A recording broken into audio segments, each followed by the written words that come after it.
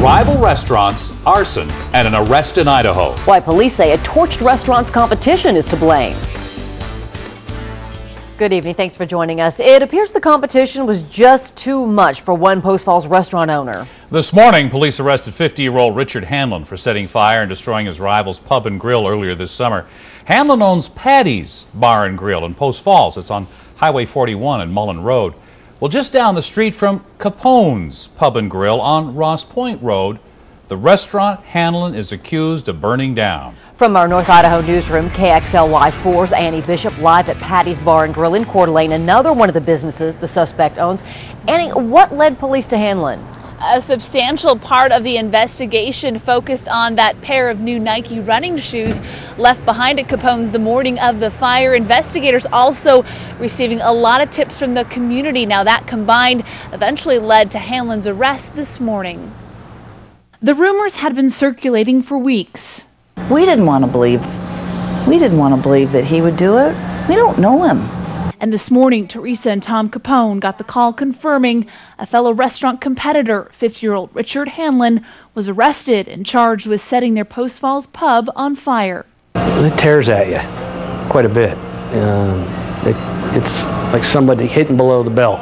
It's when they do something like that. It's not playing on a fair playing field. Tom Capone says he met Hanlon twice, adding he came into the restaurant several times but noticed nothing unusual. Hanlon owns Patty's Sports Bar. His Post Falls location is just a half a mile or so from Capone's. We were aware of Mr. Hanlon as a suspect about the 28th of the month. Just 3 days after Capone's was set on fire. While police can't talk about specific evidence, shoes left behind at the scene, DNA, and severe burns to Hanlon's legs are all believed to have played a role in his arrest. Hanlon told police he burnt his legs changing fryer oil. Police say Hanlon didn't get treated for his second and third degree burns out of fear he'd be considered a suspect in the arson. Police say Hanlon maintains his innocence. I can't understand how you would think that that's the thing to do, that that's how to help your business. It's like, why not get in there and work harder and do a better job of what you're doing?